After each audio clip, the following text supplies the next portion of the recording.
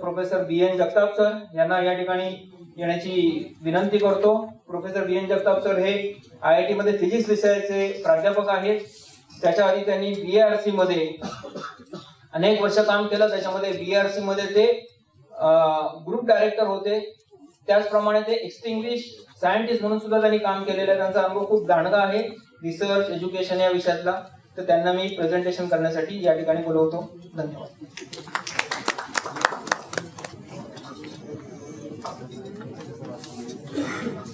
Distinguished invitees, principals of polytechnics and teachers, ladies and gentlemen, I am indeed happy to be here.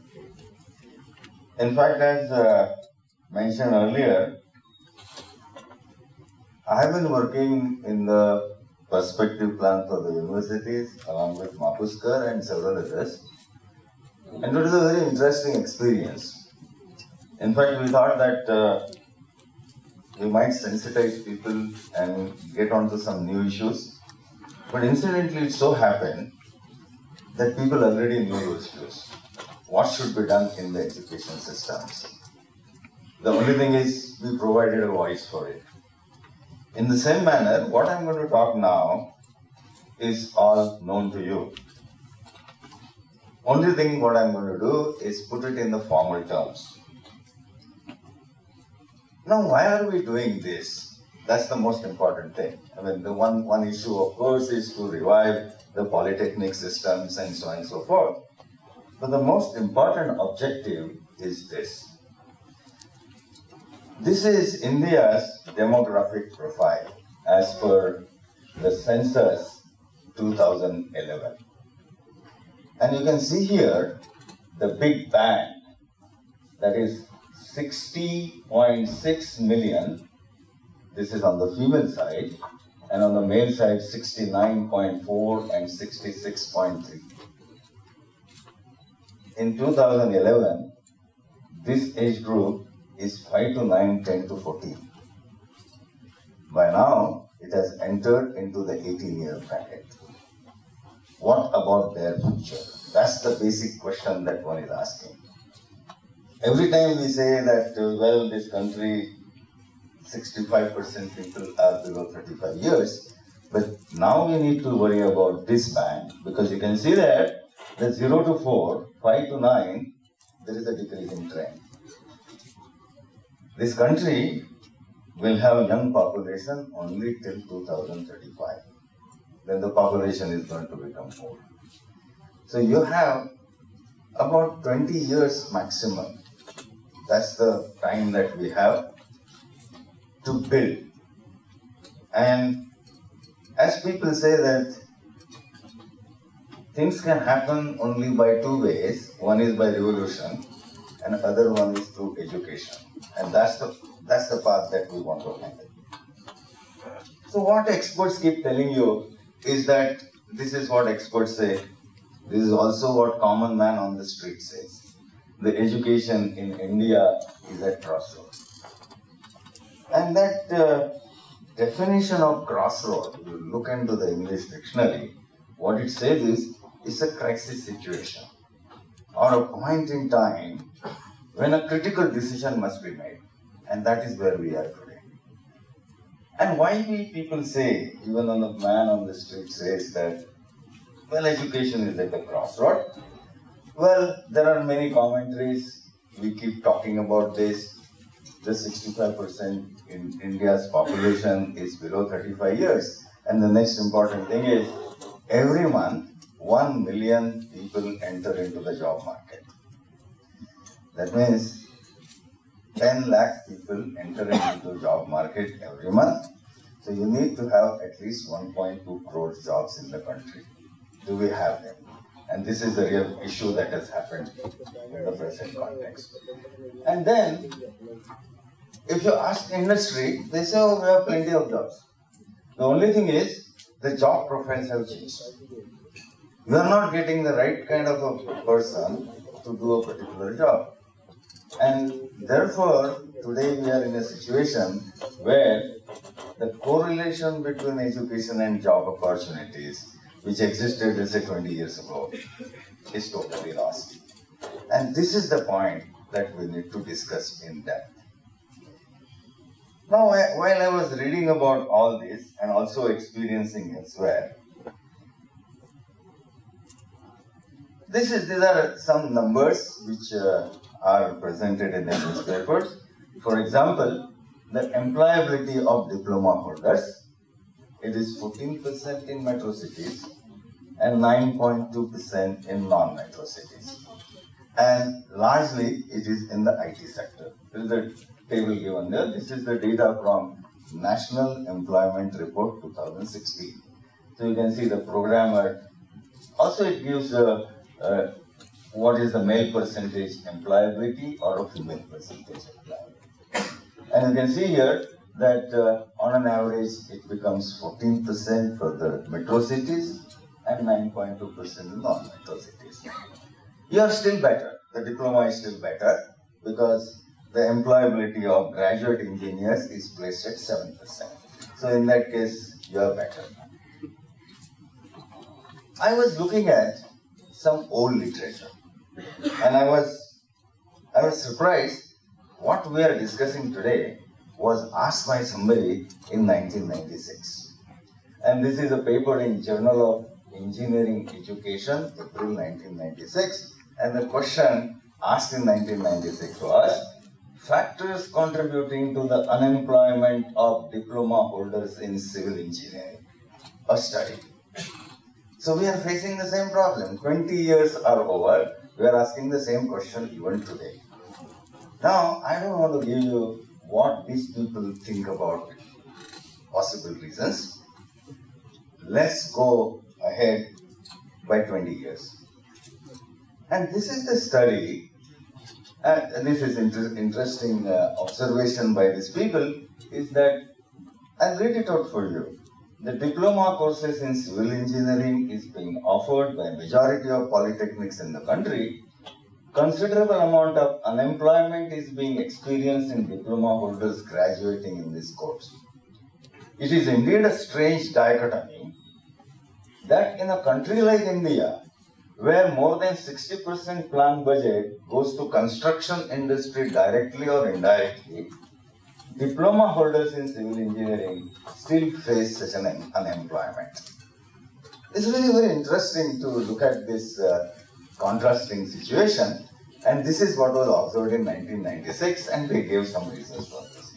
So as I said earlier, let's go ahead by 20 years, and this is a survey which is done by British Council, 2017, and we have a surveying team here.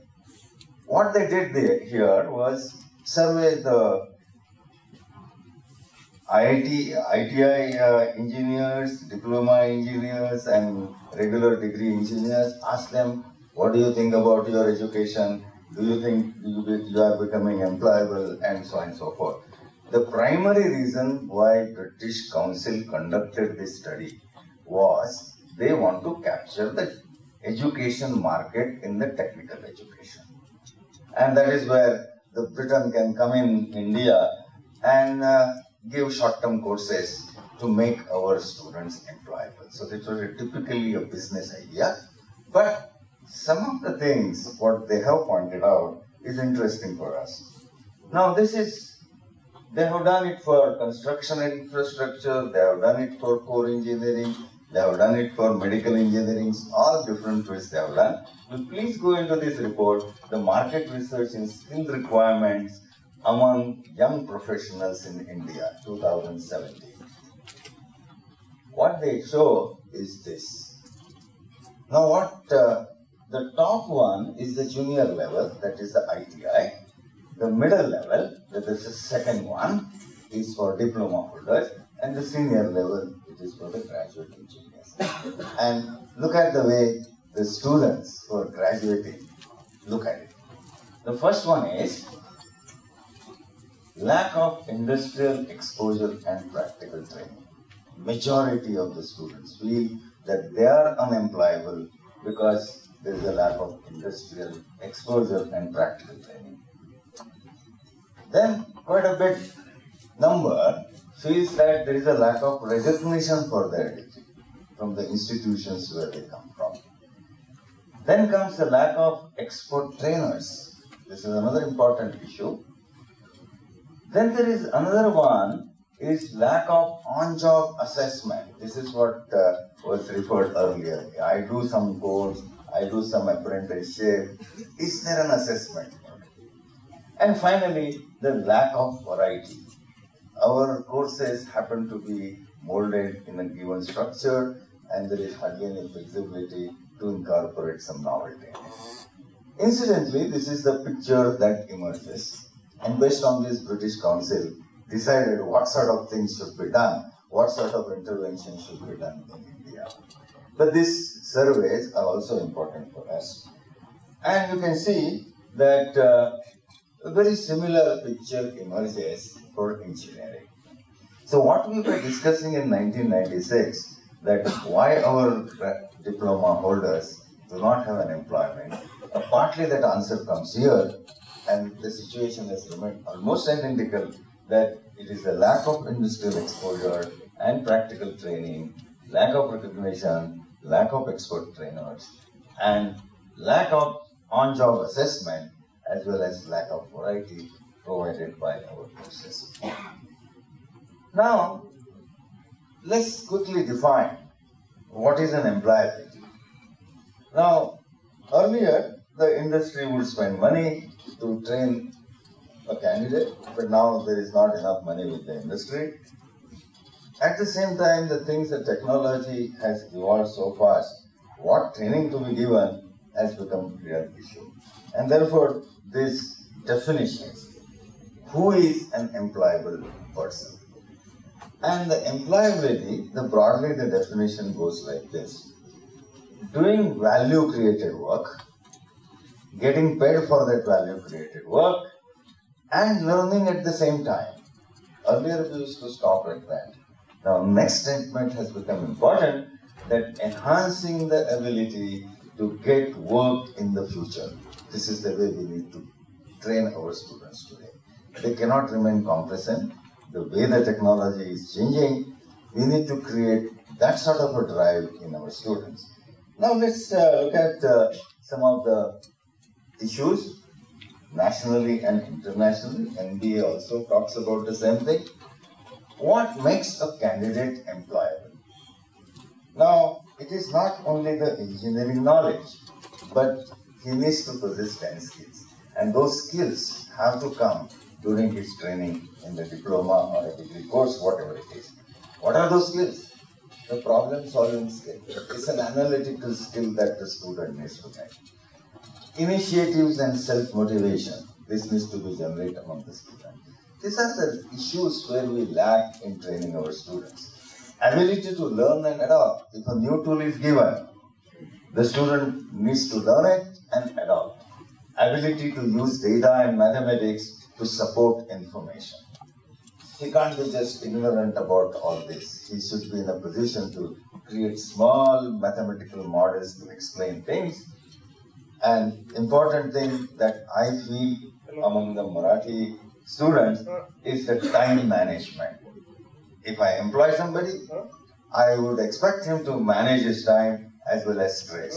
He can't say that, well, I cannot work more than this and all that. It's a part of the training that has to go in. Then comes the soft skills, like the communication and interpersonal skills, organizational skills, teamwork, respecting diversity, because the workplace will have people from all kinds of cultures, and negotiation skills. He should not be shouting, he should negotiate for his betterment as well as company's betterment. Now, experts have been always talking about the changing job profile. It is true. Just to give you an example, you take an automobile industry. Now, the automobile industry has undergone a sea change. Now, there is more and more software is going in the cars. That is just the current situation. What we are now looking for is the focus shifting onto the electric cars. So, if you teach somebody automobile engineering, by the time he graduates, he is going to be absolute in terms of his expertise for any industry. In fact, the engineers who are working in Tata Industries, Tata Motors, they're asking this question, that how are we going to get trained when the focus gets shifted to the electrical cars? Second important thing is the automation is a global reality. You can't avoid it. And what has happened due to it's always said that the machines are killing jobs. Well, they are killing jobs, but they're also creating newer jobs. So these are the new job profiles which get created. So the repeatable tasks which earlier a worker used to do, now they are done by the machines. And then you have now newer job profiles being created, which are called the machine management and shop floor management with data and so on and so forth. It's the same engineering, but something little more added to that. And therefore, with this changing scenario, we need to rethink of education in the diploma courses. And we need to generate students, because the way the technology has been changing, that who have the ability of lifelong learning to cope up with the technological disruptions. So this is not only the engineering, but there is something additional things which are required to make a person employable.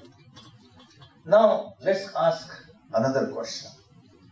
The society by itself provides so many opportunities.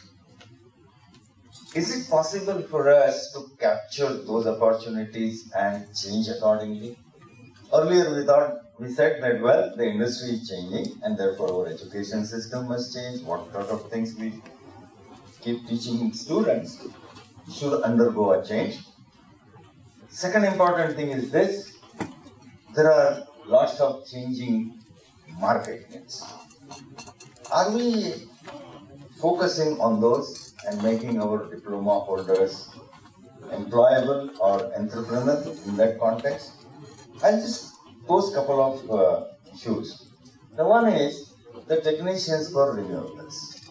India has got a massive program of 100,000 megawatt by solar only, and total number of requirement of manpower, skilled persons is 3 lakhs.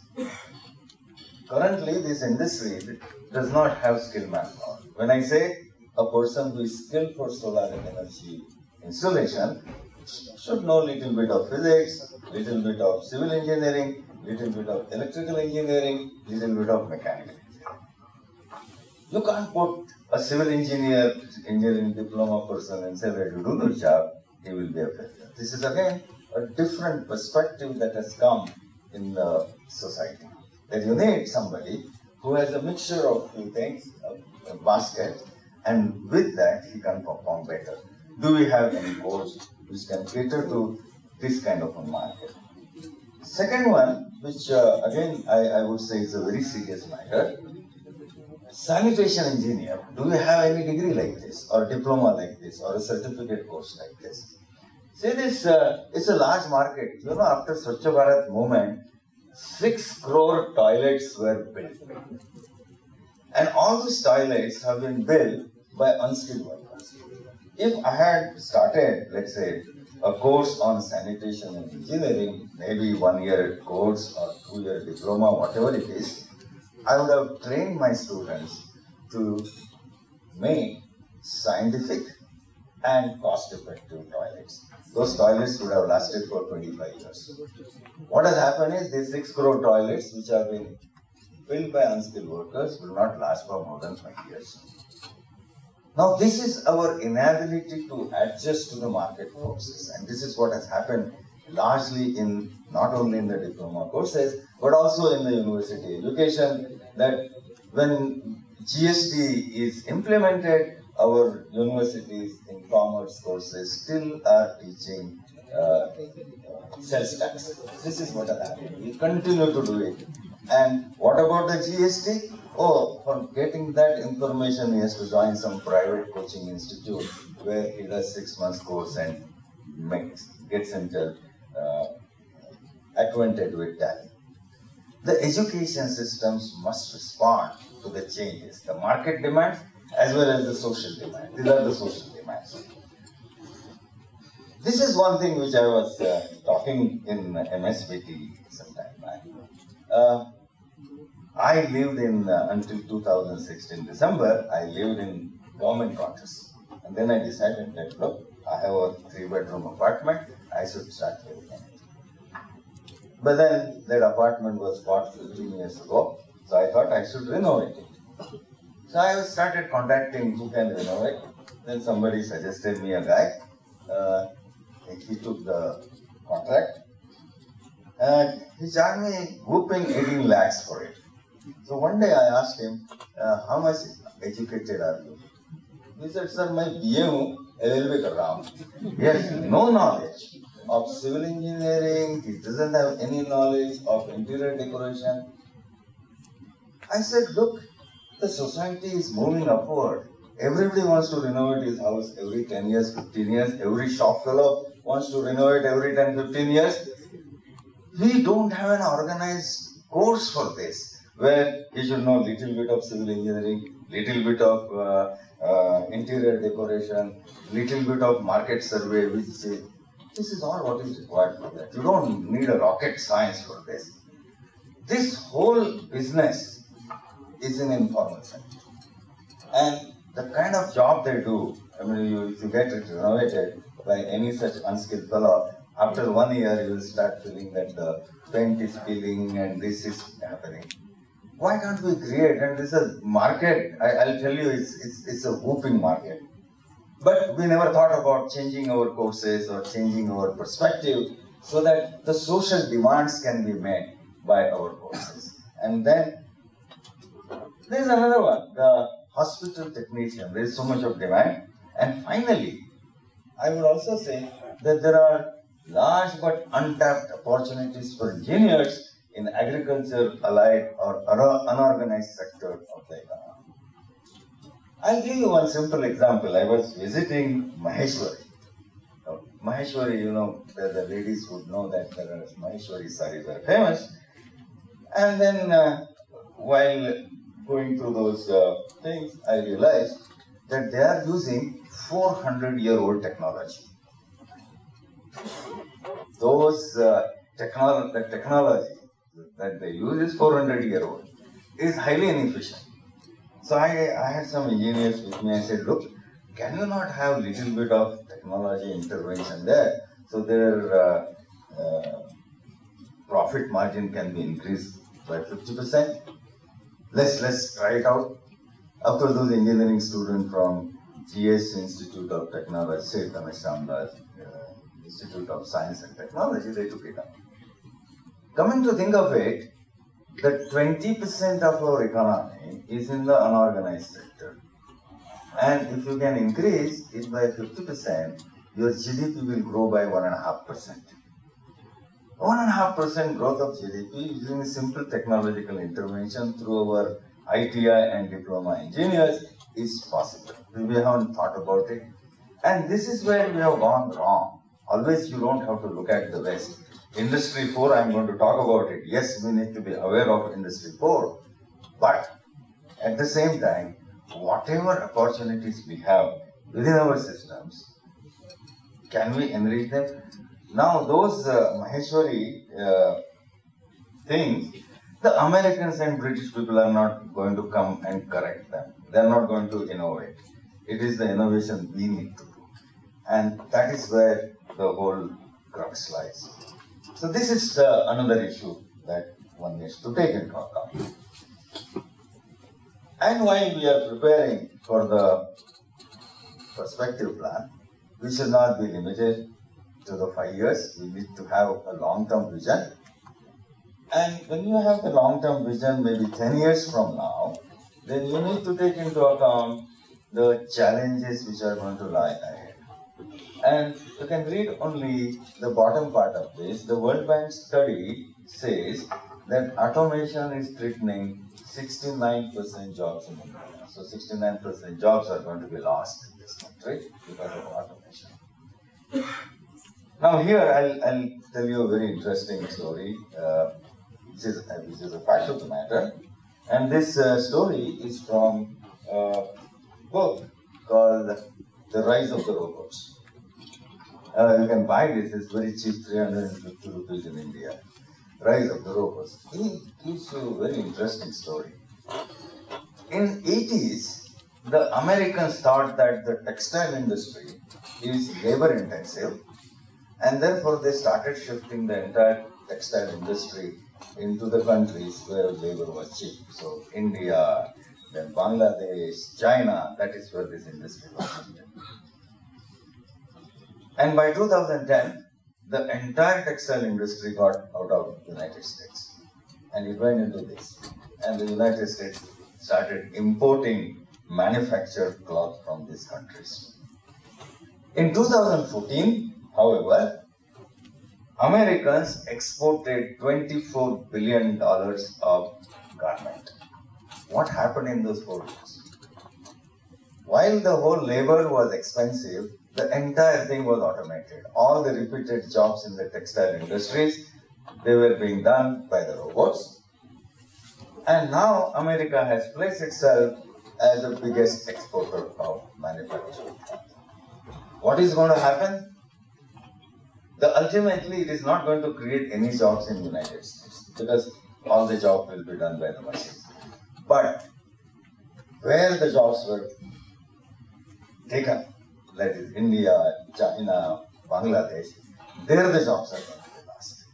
So this is the reality that we need to always be aware of, that we can't think about this couple of years, make our students employable. You need to do that. At the same time, you need to have a larger perspective. Now, I'll just spend a little bit of a time on this issue because it's also become going to be important. And Mr. Mapuskar referred to Industry 4. What is that Industry 4? Is the industries in the 4th industrial revolution. Now, we know that the first industrial revolution was the use of steam for manufacturing. The second industrial revolution was for electric power to create mass production. And the third industrial revolution was use of electronics and information technology to automate production. And if you can look at this, that the first industrial revolution lasted for about 200 years. The second industrial revolution lasted for 100 years. The third industrial revolution lasted for just 25-30 years. And then we are now in the 4th industrial revolution, which is a fusion of technologies. And this talks about the artificial intelligence, robotics, the Internet of Things, 3D printing, nanotechnology, biotechnology, all molded into one. And the most important thing is, this is evolving at a much faster rate than the earlier industrial revolution. As I said, the first revolution lasted for 200 years. You had time to adjust to that revolution. Second one was 100 years. You could be sleepy and still do something about it. Third revolution, we have seen 30 years, and it has entered into the 4th revolution, and this is at a mind-boggling speed. We just don't have time to reflect, and therefore we need to prepare ourselves for that. And just to give you, this is just appeared on 12th of September, how this 4th industrial revolution is shaping up in India. You can see here, the robots currently is a rarity. You can see on the plot there. Per 10,000 workers, South Korea has 631 robots, United States has 189 robots, and India has 3 robots. So we have entered into the 4th industrial revolution. The world average, you can see that horizontal line which stands at 71 robots per 10,000 workers. We are much below that. However, as you see from year-to-year basis, there is an increase of 24%. These are all robots are imported in this country. Unfortunately, we don't make them. But you can see in 2015, we imported 2,065 robots, and by 2020, there are 6,000. So from 2017, 3,000, and 2020, in just 3 years, the robots have doubled in this country. And the automobile sector is employing the largest number of robots, and also the Internet of Things is changing. You can see the kind of numbers that are being projected. The 20% is what India is expected to corner of the global IoT market, estimated to reach rupees 19 lakh crores. 60% share of the industrial IoT for the manufacturing sector. So if you have any engineer prepared today, you need to give him a little bit of IoT. 32% India's estimated share of global big data market by 2025, and 1 lakh crore is the size of big data analytics market in India by 2025. This is growing at the rate of 26%. Compared to this, if you start looking at, are there any vocational training centers available for this changing scenario in India, where at least those who are employed, you can upskill them? Now you can see the picture here that the percentage of formally skilled workforce in India is just 4.7%, whereas countries like South Korea is 96%, Japan is 80%, Germany is 75%, UK is 68%, US is 52%. 20 years ago, we were producing ITIs, diploma holders and engineers. We could export them to Middle East. You can't do it today because your engineers need to have this skill apart from the core skill they have. And therefore, and also it is said, and it is known that India has low vocational training capacity and low percentage of formally trained students.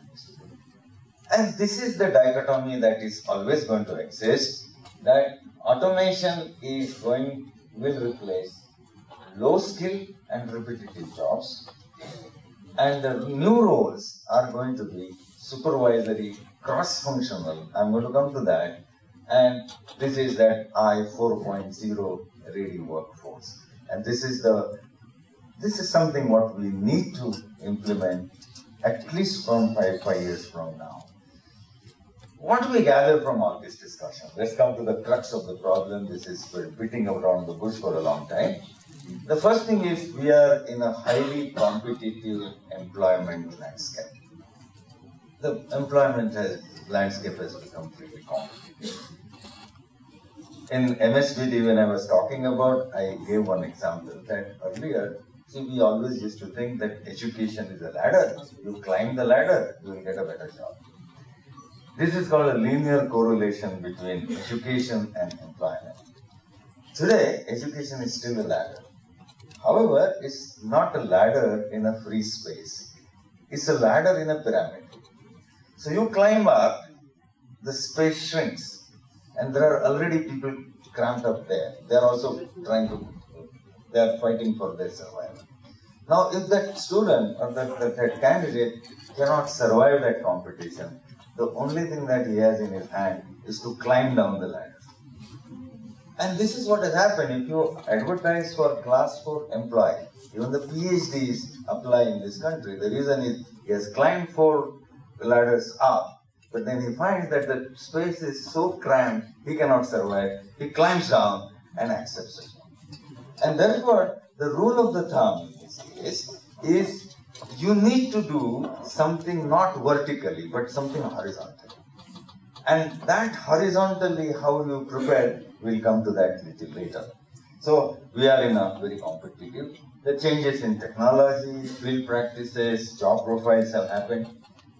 Now, this is an important thing. As we go along with time, the job market will get increasingly segregated into low skill, low pay, high skill, high pay, no skill, no job. So these are the 3 categories that it is going to segregate. And therefore, and as we all accept that there is a big gap between the market needs, the society needs, and the education that we are delivering to our students. The quantity of manpower is rising, but the quality is deteriorating. And finally, to talk about the diploma courses, all our intentions, over the years the diploma programs have launched the skill component, which has resulted in there being just a diluted version of degree courses. So we need to realize, accept these realities. I'll just touch upon two more issues and come to the conclusion of this whole long and short story. Now, education has failed. People are also talking about, these are the expert group, they say that look at the manufacturing which is happening in India. In India, manufacturing is just 18% of the economy, GDP. In China, it is 34%. And if you take the total manufacturing which is happening in the world, only 1.8% of that is contributed by India, whereas 14% is contributed by China. And therefore, you go to any corner of this country where education has not reached, but the Chinese goods have reached. This is because this is the way they are mass producing. Where have you failed? And every time the government makes certain policy decisions, but we all know this, that to go for high-level manufacturing, apart from capital, what you require, the new knowledge, new technology, education, skill developments, fostering innovations, and so on and so forth, which has not happened. And lastly, I want to point out, bring your attention to a very interesting fact. And this is some idea about the entrepreneurship in India. People say that Indians are not entrepreneurs. We don't know, we are not interested in starting business, we don't want to take risks. But this is, look at the 2016 data. How many entrepreneurs India has? 58.6 billion entrepreneurs. 6 crore entrepreneurs exist, registered or unregistered in this country. It's a huge number. But unfortunately, you look at the next numbers. Out of these, 10.79 million have no premises. They sit on the roadside and do their business. 21.17 million operate from home. 26.54 million operate from fixed premises outside their home. Out of which now see the pyramid, inverted pyramid. 8.5 million have tax registration. 1 million are incorporated as companies, and only about 15,000 are companies with a paid-up capital of more than 10 crores. This is what has happened. Now, you can see here, what are those numbers? 58 million, 10 million, 21 million. These are the people who are the entrepreneurs in the unorganized sector. And they don't have any engineering interventions. So I was interested what these 29 million people are doing, what entrepreneurship they are doing. And that data is really devastating. 61.1 million, they are in the retail business. And that makes one retail shop for every 15 families in the country. So somebody who doesn't have a job opens a grocery shop. That is all what happens in this country. Agriculture, 13.13 million people are in the business related to agriculture, and this is called secondary agriculture.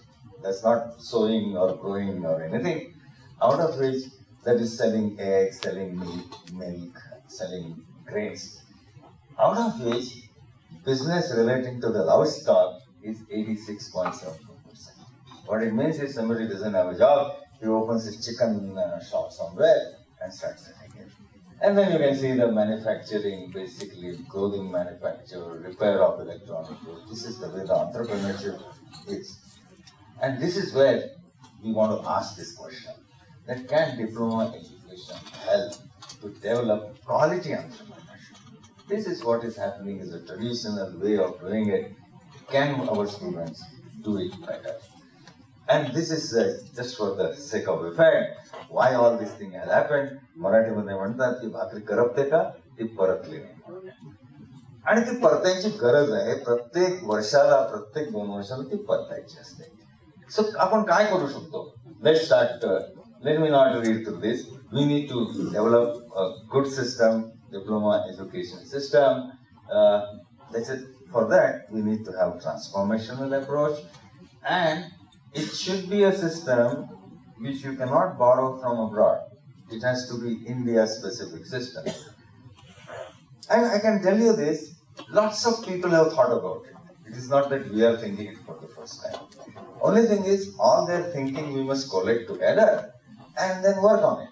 And what I'm going to give you is some of my thoughts, as well as large part of this I have taken from several reports who have thought about it. And one of the important things is the report of the Sharda Prasad Committee for Rationalization or Optimization of the Functions of the Sector Skill Councils.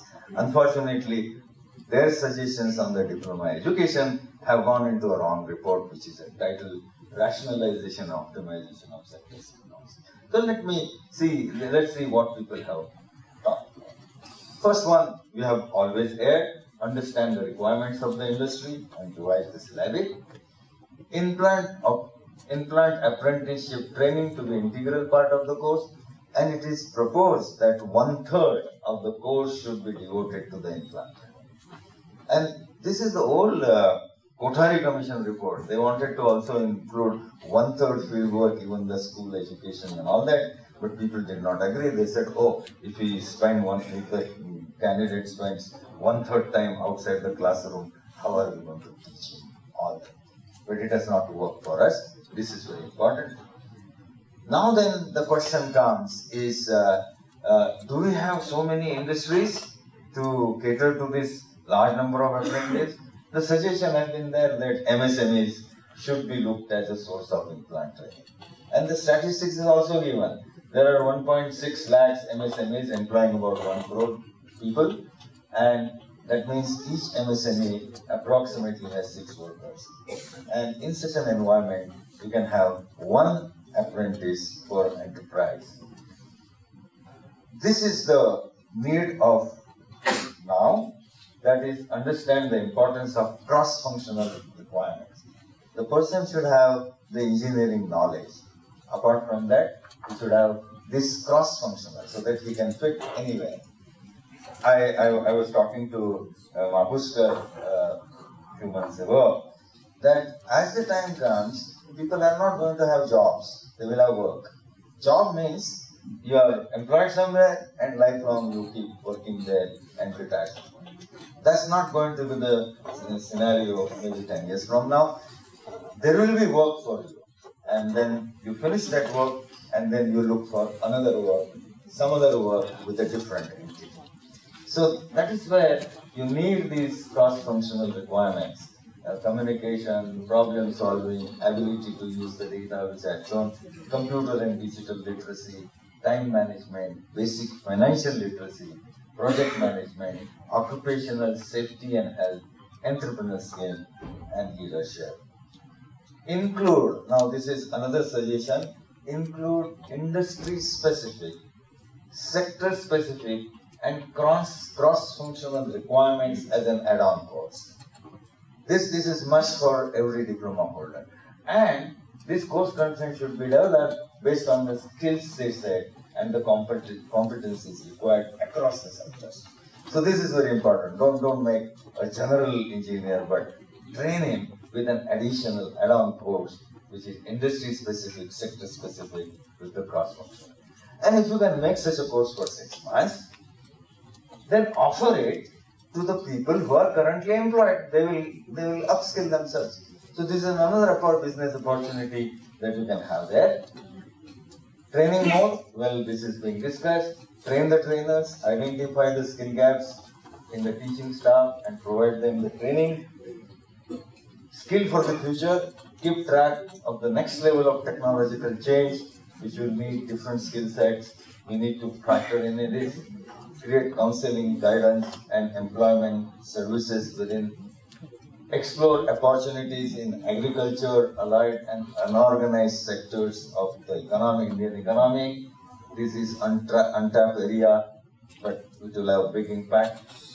Essence of engineering is in its practice. Can you use your spare capacity of a polytechnic to pose yourself as a design center? And if this can be put in, then your students will get hands-on experience of fabrication, developing and operating product or service, establish startup and incubation centers. Address the social aspects of bringing respectability to the diploma the aspirations, upward mobility, career growth avenues, and plenty of suggestions are given. For example, create a seamless movement of diploma holders into the degree courses. Horizontal mobility can be ensured as per the Kudankai Swami report, which you can create some bridge courses so that even a diploma holder, if he wants to do BSc in physics, he can also do with the bridge course. There are lots of suggestions are there existing, and for that, currently you can use NSQF. The big picture. Now this is still a small picture. The big picture also has been provided. Convert diploma institutes into vocational education and training centers. And this training center should run short-term vocational courses. They should become skill providers. And now there is something more interesting that has happened, is the government of India has started Indian Institute for Skills. Now, start looking, you being an integral part of the Indian Institute of Skills. It is going to be more like IITs, the IIS. Now, then you can do the certificate, diploma, degree courses all in one. So you can have multiple entries and multiple exits, and that will solve the problem of upward mobility and horizontal mobility in the country. A number of things can be done. And to revive the polytechnic system and put it on the top, the only thing is we need a dream. We need a focus, and we need the involvement of all stakeholders to make the transformational changes, and for that we need to put some targets before us. So in the next 2 minutes, and when we end it, I'll put some targets which I have been discussing with people. The first target is, can we decide that we can improve the enrollment in diploma courses? Every year, can we increase it by 20% so that in 5 years our diploma institutes are full?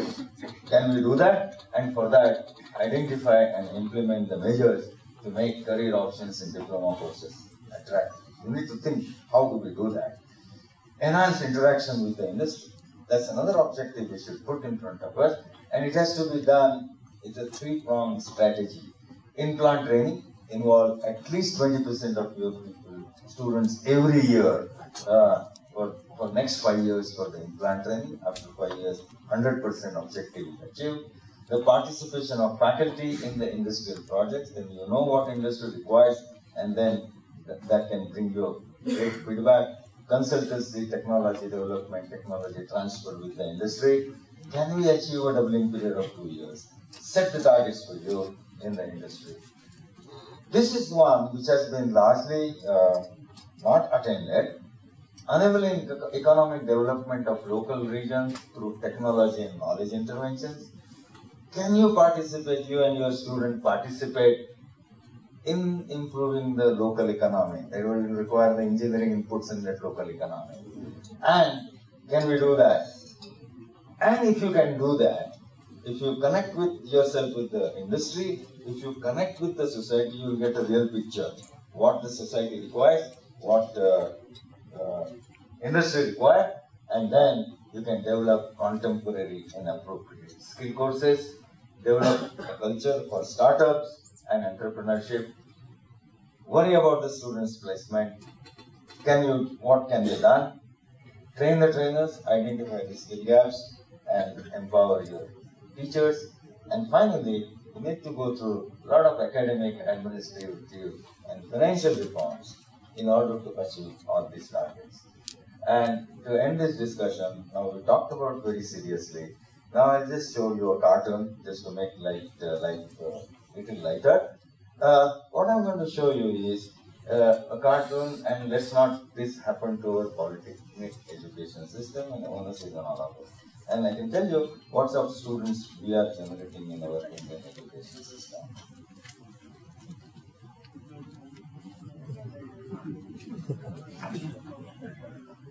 These are the students who do not have that experience, and these are the students we generate, and thank you.